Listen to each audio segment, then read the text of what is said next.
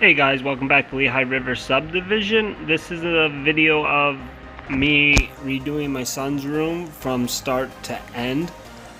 These first pictures of how the room looks at start. It's paneling with carpet. We got some type of crappy trim at the bottom. That's getting replaced. So these are just, some pictures, and then we're gonna get into the work that I'm doing along the way of redoing this room. So we'll just let these photos run out, and we'll get into the next thing that I'm working on.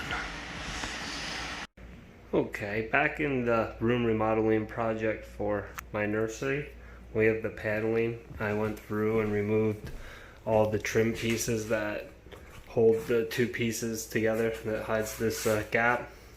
I cut them off with the Sawzall, and then I sanded to make sure it was smooth, and then I fastened the paneling down with screws so it holds it tight. That way I'm going to take spackle and spackling tape and do all the joints. That way it won't crack out, and then we're just going to skim coat all this with spackle. That way this room gets a drywalled look. Because spackle's only $20. I think I paid $23 for that big tub. So I'll skim coat all these walls and sand them to get them perfectly smooth, and we will go from there. But this is where we're at before spackling. And this white paint that I used here is shellac based primer. That way it'll seal this and shouldn't get any bubbles where I sanded through the surface of the paneling. So we did that to hopefully keep it from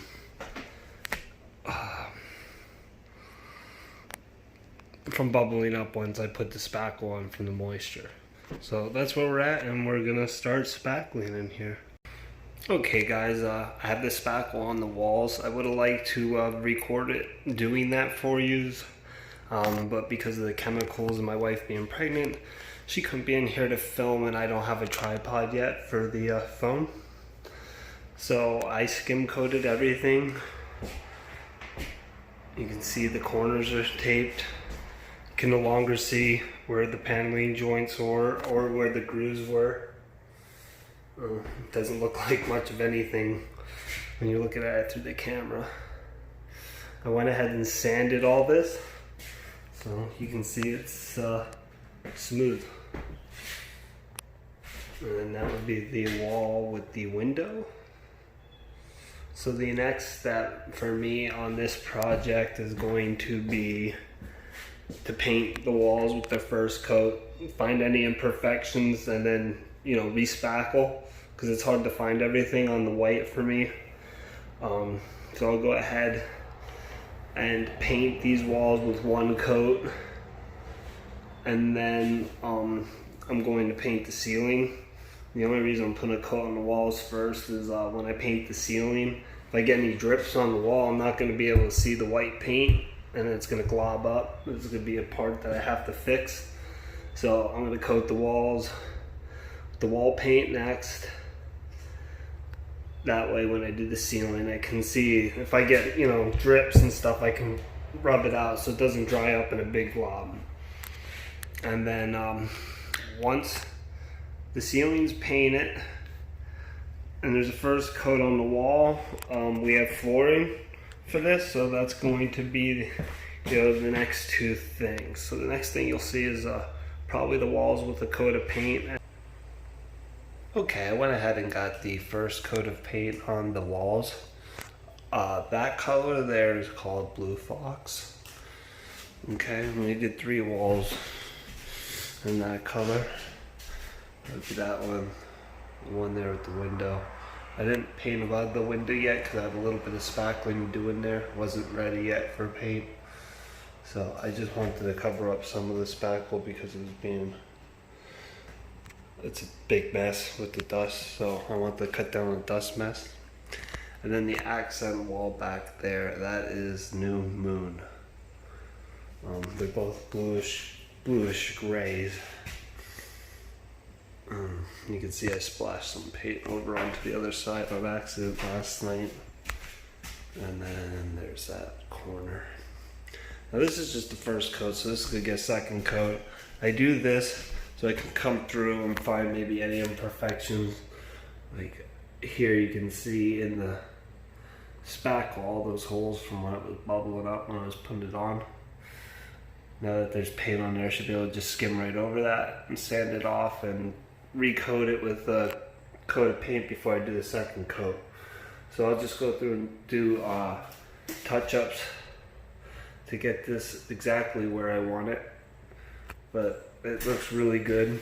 I really like this paint.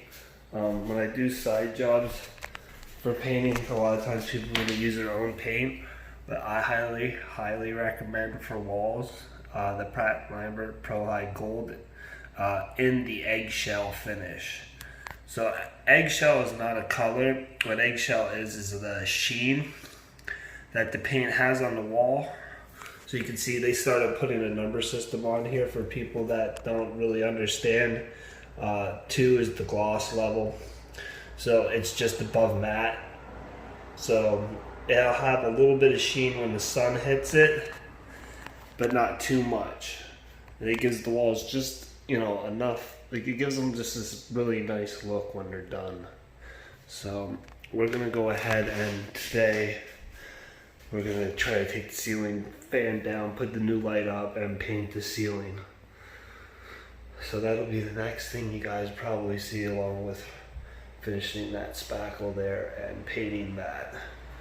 So on my agenda today is I gotta caulk all the way around from this to that. That's another reason why I wanted to paint, because it's hard to caulk on drywall that's not painted. So it makes working with the walls a little bit easier. And then I'll start on my trim work around the door. Okay. Okay, I went ahead and painted the ceiling. And I took the fan all apart, cleaned it, found out why it wasn't working, so we plugged it back in and it doesn't wobble. So we're gonna leave that. We got some new LED bulbs for it, and I took it all apart and cleaned it all. Put it back up after the ceiling was painted. I used the Pratt & Lambert Pro High Silver Pro White and a eggshell finish on the ceiling, just because I wanted a little bit of a sheen because it has all the little grooves in it. So with doing that, I had to do 2 coats on the wood trim there, and I came down over onto the wall, which I knew that was going to happen, but I needed to get the walls coated with paint so the spackle wouldn't get messed up. So what I'm going to do is go ahead and show you guys how I cut the wall into the ceiling for a nice line without having to tape it. So we're going to get into that next. Okay, one thing before I get into cutting into the ceiling. Paint brushes are huge when you're cutting in. Buying a cheap brush definitely is not the way you want to go. I prefer both these brushes for cutting in, but I use like this one here. This is a Purdy, and this is the, let me look, Clear Cut. Purdy Clear Cut. It has a very soft bristle. I can show you here. so it's very soft. This one is actually really good for doing the cutting in from that wall to that wall. So this is the brush I'll be using when I cut in that. But for the ceiling, I prefer the Picasso. And I don't know the exact, it's a hard line.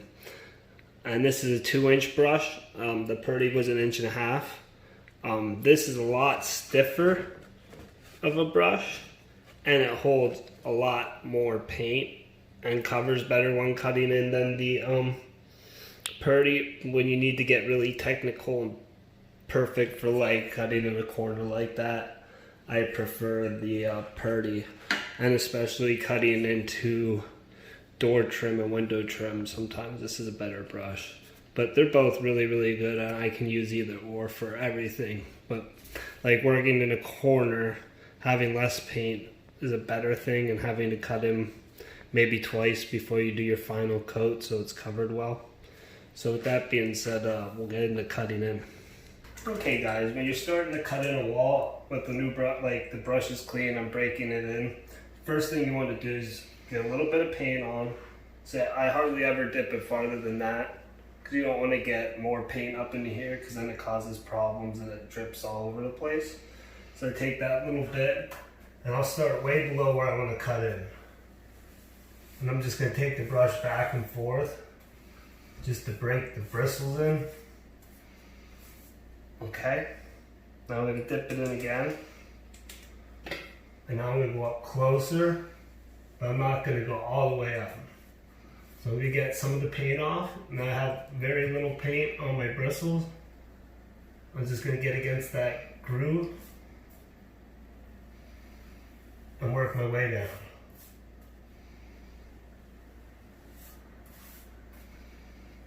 And you just go right like that. Now I'm running out of paint. So you go back, same thing, get most of the paint off the brush. Then you go back up, get your bristles right in the groove where you were, and continue. Now you don't have to worry about being super perfect, because you're going to be cutting in a second coat on this. But you want to get your line as close to straight as you can on the first cut in. So then I get that far, we got it cut in, get some paint, and you're just going to fill in, because you went real thin. And then you always finish back to where you started. You're just going to keep doing that same technique over and over. You're going to get the paint. There, I got too much off the brush. You just want to get it up in there. You got your paint. You're going to get against the top, and you're just going to go with it. And it's almost like holding the pencil. You just got to find the right angle that feels comfortable for you. And then you can go that way.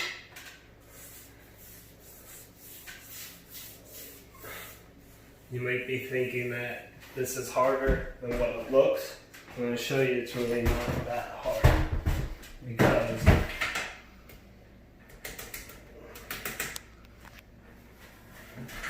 taking my left hand, I'm going to run it out. Same thing, get bristles off, let it paint off the bristle, find my mark.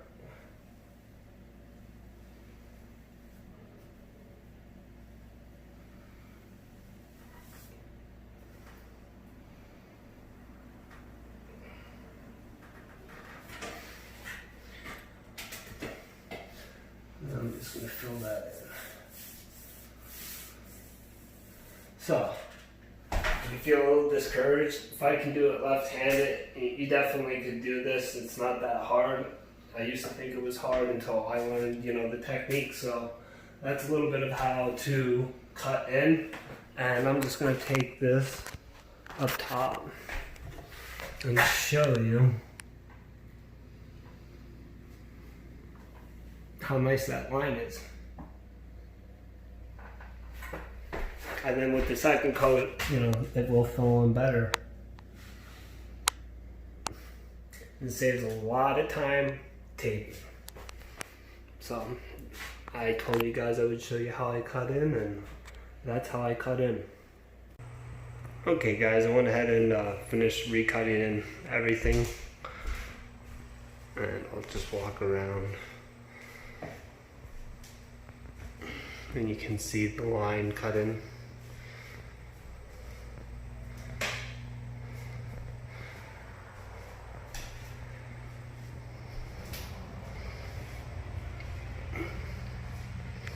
And then I went ahead and spot primed all the spots that I had re-spackled. So that's going to be it for this. I'm going to have to split this into 2 parts. So in part 2, we are going to be taking the door down, taking that out, sanding it. I'm priming it with oil based, and we're doing a oil base on the trim and doors in here. So that'll be in the next part. Flooring's going to be next. I started cleaning up and getting the floor ready for the floor. We're putting the laminate in here. So that's going to be the next step.